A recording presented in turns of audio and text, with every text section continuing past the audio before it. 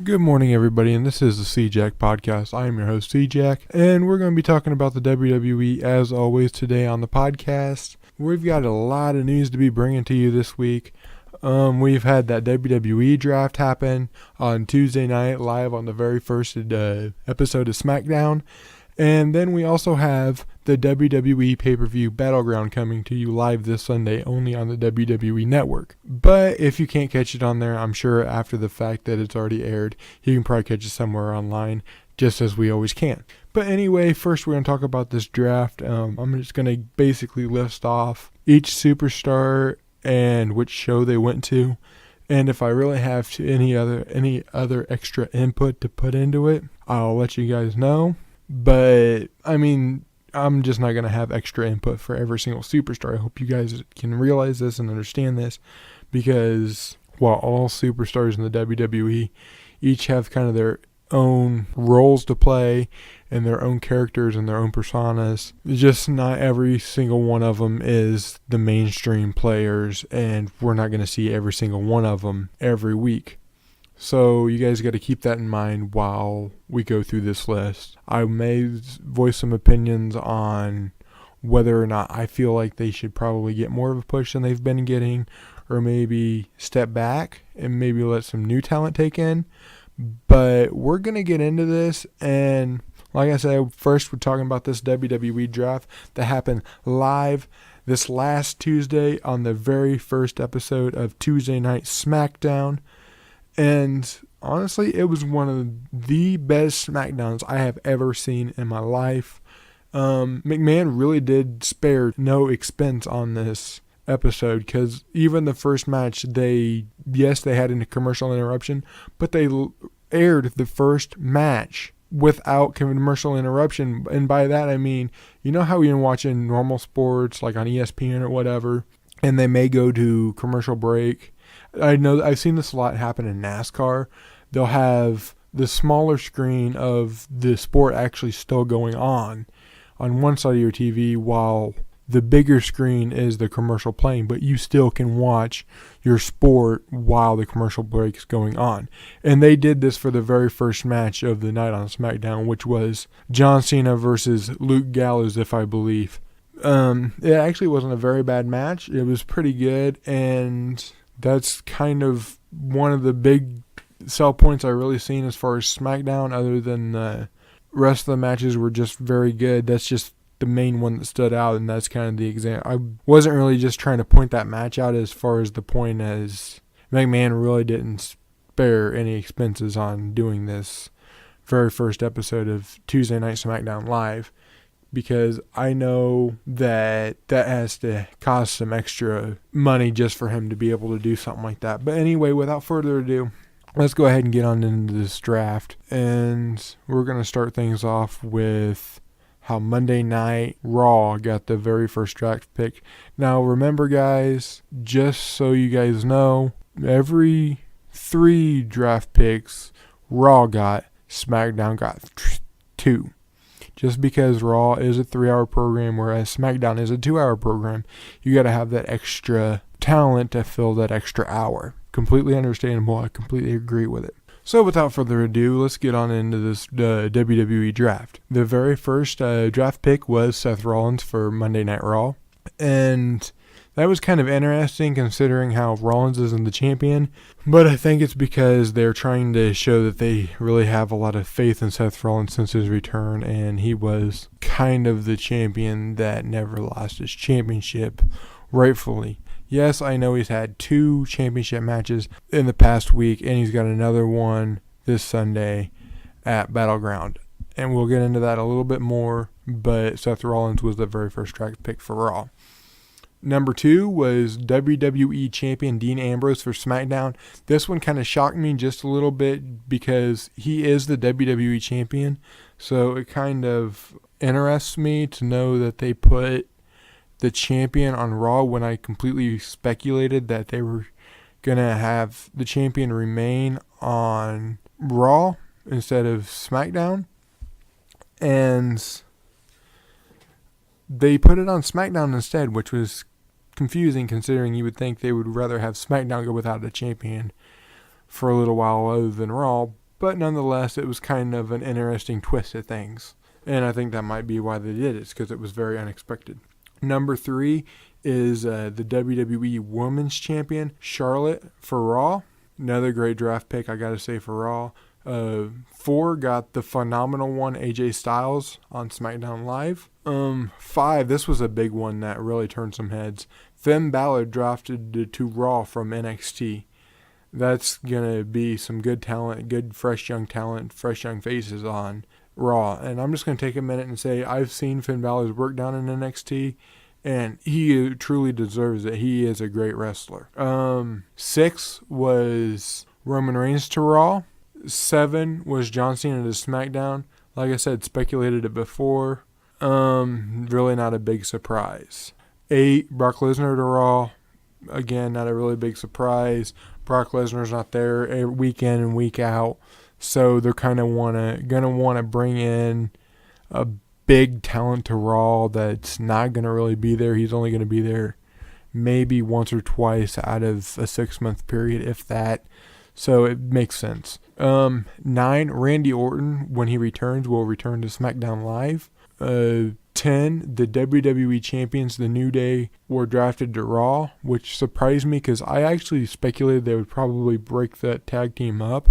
But maybe they're waiting for them to actually lose the championships before they break them up, and then maybe do some type of rivalry where one of them might end up having to be drafted to SmackDown or something. We still have yet to see what goes on as far as the New Day is concerned. Sami Zayn was drafted to Raw. Bray Wyatt was drafted to SmackDown. Yes, without the Wyatt family, I think it's a great idea. It gives Bray Wyatt some time to really prove himself without any backup, which is going to be huge. Sasha Banks was drafted to Raw. Yet again, another phenomenal female talent on the Raw roster. Becky Lynch was drafted to SmackDown. Chris Jericho to Raw, which honestly is another one. We're not really sure how long Chris Jericho is really going to be back in the WWE week in and week out at this point. I know he's got that band Fozzy that he likes to travel around with. Not really any news on if they're going to be traveling and touring anytime soon for a long extended period of time. But it's just another one of those superstars that he kind of comes and goes every once in a while. The United States Champion Rusev, along with Lana, was drafted to Raw, which I kind of speculated that wherever Rusev got drafted, Lana was going to go with them, just because of the simple fact that Lana's not really a wrestler. She's just a manager, and she really doesn't have anybody else to manage at this point other than Rusev. They could try using her somewhere else, but I honestly don't think it's going to go over quite as well. The Intercontinental Champion Miz was drafted to SmackDown along with Maurice. I honestly thought that they could have kind of separated these two, considering Maurice has been a women's competitor before, but nonetheless, they got these two back together still, and I think it could possibly go good. It could go good, it could go bad, either way. 18 was Kevin Owens to Raw, which that surprised me considering that Sami Zayn was drafted to Raw as well. Horrible move on WWE's part, in my opinion, but maybe, like I said, they're going to draft him to the same brand, and then after Battleground, maybe SummerSlam, give him another match. Loser leaves brand match. That would be a phenomenal plug for SummerSlam. Add that and maybe a couple other stipulations, like maybe street fight, no holds barred, anything. It pretty much writes itself. Baron Corbin was drafted to SmackDown Live. Another great talent as far as I can tell.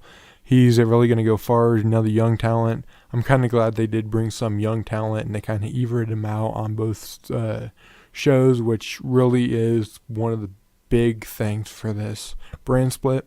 Enzo Amore and Big Cass were drafted to Raw as a tag team. Another great tag team. Glad they left them together. Gallows and Anderson. Now, these guys, I really wasn't sure if they were going to leave them together or not, but they are going to be away from the leader of the club, AJ Styles, and they're going to be on Raw. But remember, Finn Balor was drafted to Raw from NXT. And so Finn Balor, AJ Styles, and Gallows and Anderson were all part of that Bullet Club. So maybe Finn Balor will step in. I don't really see them letting Finn Balor go heel at this point, but it's never too late to see. Another tag team that was drafted another tag team along with superstars drafted from NXT, I should say, was American Alpha, and they were drafted to SmackDown. The Big Show was drafted to Raw. Again, not another superstar we see a whole lot, but he still is a good talent for the Raw brand. Dolph Ziggler was drafted to SmackDown. Again, I love seeing Dolph Ziggler work. He's a phenomenal talent. He's great at working in the ring, and he's just entertaining to watch. But I would really like to see him and Shawn Michaels just kind of split ways at some point, because there's way too many comparisons between him and Shawn Michaels. I know I've said it on the podcast before. Me and Mac discussed this when I had him on the podcast.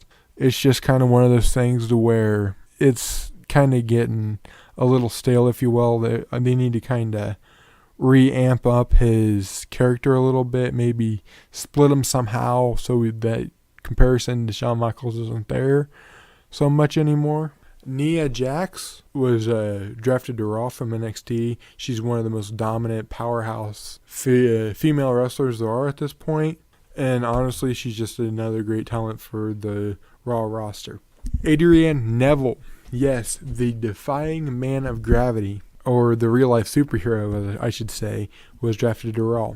Man, this Raw roster is really looking pretty stacked, if I do say so myself. But then again, you get SmackDown coming in and drafting Natalya to SmackDown Live, which is yet again another great woman wrestler. Cesaro was drafted to Raw.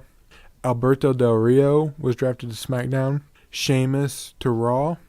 The Golden Truth to Raw, which that's just kind of one of those tag teams. I think they have them around for now, but eventually they'll disband them after a few months, because I don't really see them getting over. But stranger things have happened. The Usos were drafted to SmackDown. I'm glad they left this tag team division. I'm glad they left this tag team together and didn't try to split them up, considering the Usos really are tag team wrestlers, and they really don't do too much as far as singles competition. I really don't see them having a very successful singles career, either one of them. They're tag team wrestlers, and some guys are just like that. Titus O'Neil, yes, Mr. Millions of Dollars, was drafted to Raw. Demon Kane was drafted to SmackDown yet again, another superstar we don't see every week in and week out, but he is a nice face. They kind of have pop in here and there. Got to give kudos to SmackDown. They kind of stole one here. Paige was drafted to Raw.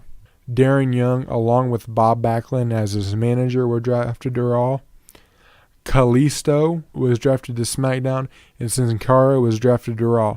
Now remember, these guys did not get splitted up because of the draft. They actually took it upon themselves to split up to pursue a singles career. I think it'll be great, considering they're bringing back that cruiserweight division now. Hopefully bring back that cruiserweight championship. I would love to see that, because cruiserweights can be some of the best wrestlers there are.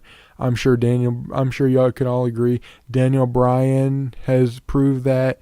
Guys like the late great Eddie Guerrero have proved that. Guys like Rey Mysterio. And there's the name of cruiserweight division wrestlers can go on for miles. Naomi was drafted to SmackDown Live. Jack Swagger drafted to Raw. The Ascension was drafted to SmackDown Live.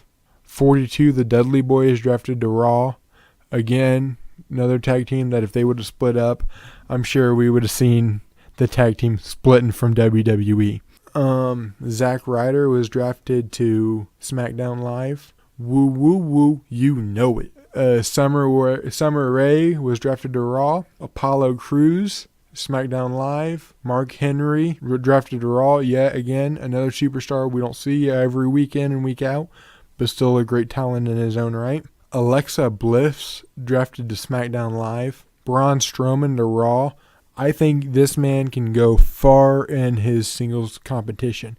He really does have what it takes as far as being a powerhouse and going out there and just destroying some guys. I think we could really see that from Braun Strowman on Raw. Breezango, which is the tag team of Fandango and Tyler Breeze were drafted to SmackDown.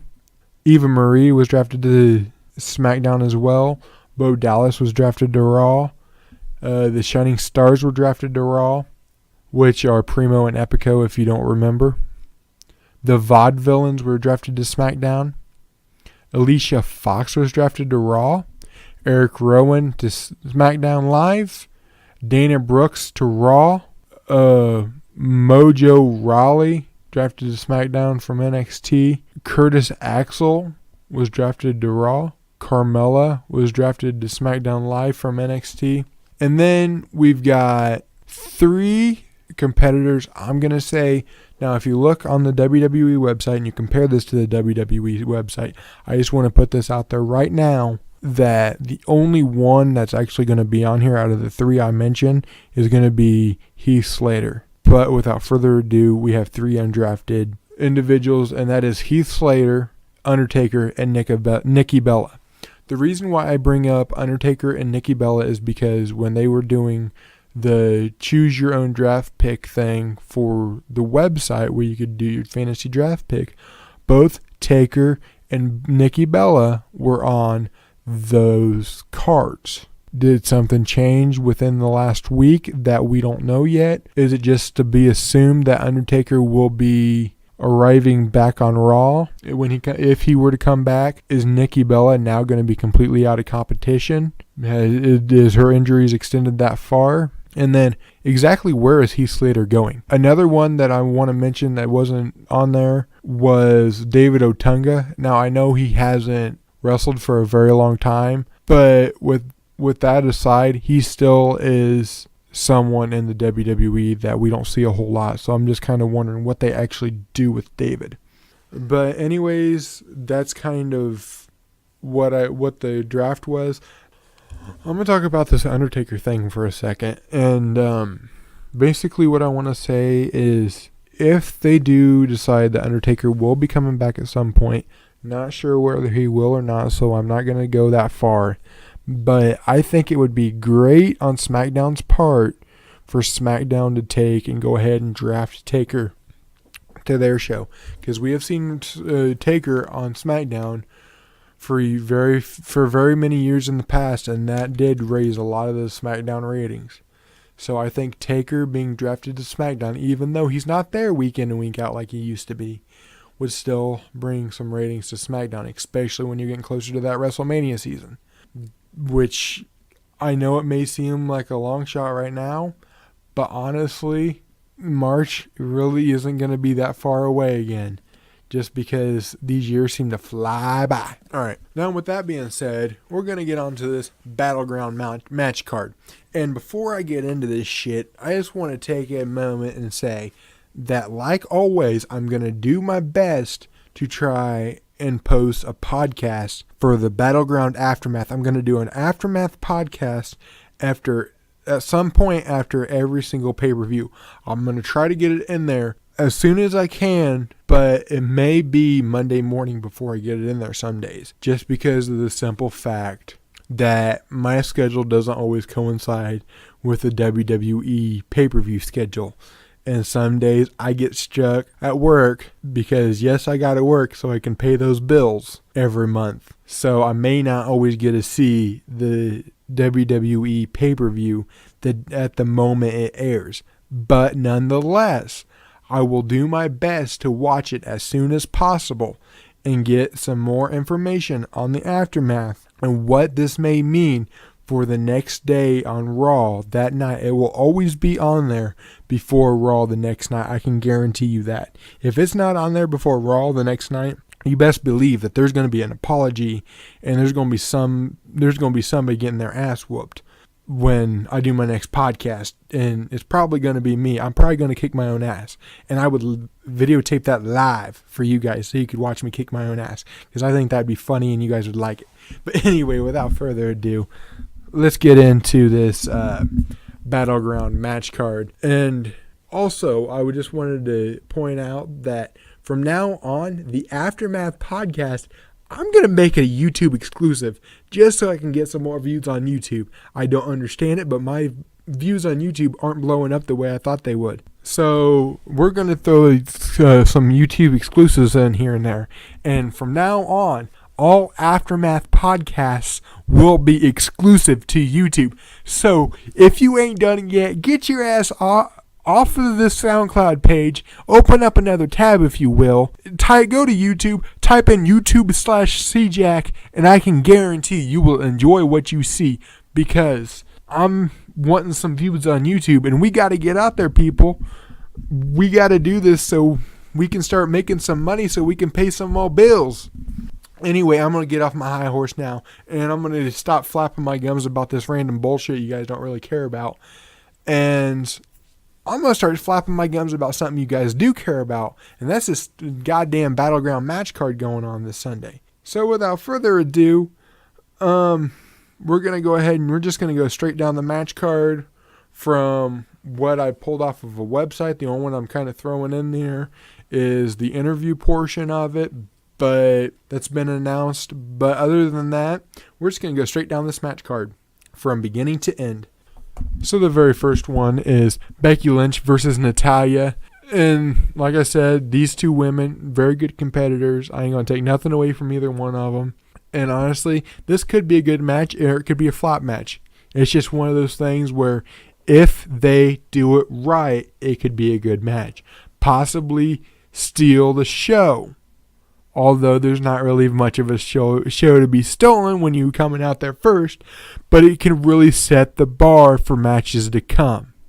And that's what these women need to do, is set the bar. That way later in the night, when the other women come out, then they've got something to try to overachieve or achieve, or they've got that competition there where it really will be speculated who had that better match. And what I would like to see is for both matches to be like, whoa, those were both really good women's matches. I can't pick my favorite out of the night.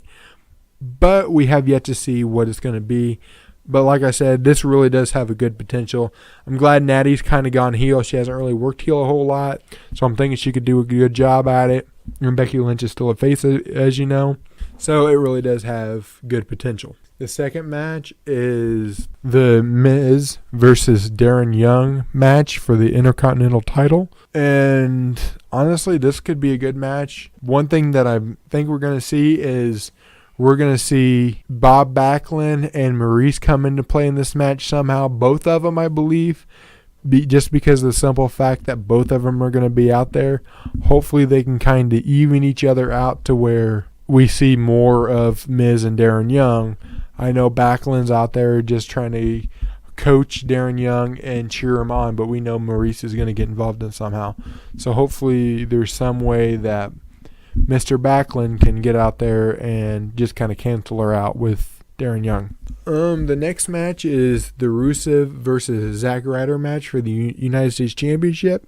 I'm glad to see Zack Ryder actually getting a shot at the U.S. title, because he won the Intercontinental Championship last year at WrestleMania.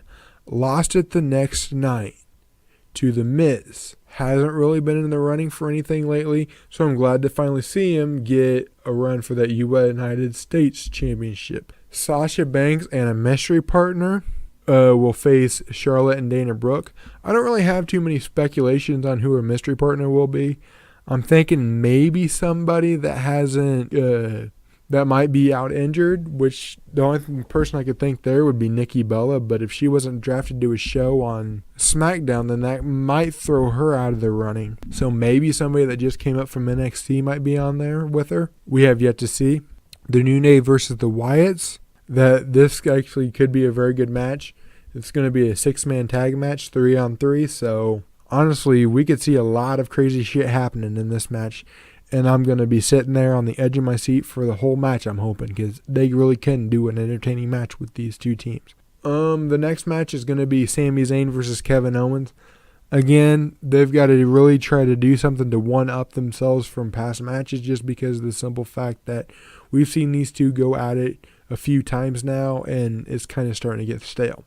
The next one is John Cena, Enzo Amore, and Big Cass versus The Club, which is AJ Styles, Luke Gallows, and Carl Anderson. Honestly, this has a potential to be a very good match. I honestly kind of see how they threw Enzo and Cass in there with John Cena just to kind of give him some more face time, which, hey, I'm not knocking it at all. I think the team of Enzo, Cass, and Cena is funny, and it can really make for some great comedy and great in-ring work if they play it out right. Randy Orton will actually make his official WWE television return via the highlight reel at Battleground. Now, as far as actual in-ring action, I'm not sure if he'll actually do anything as far as that.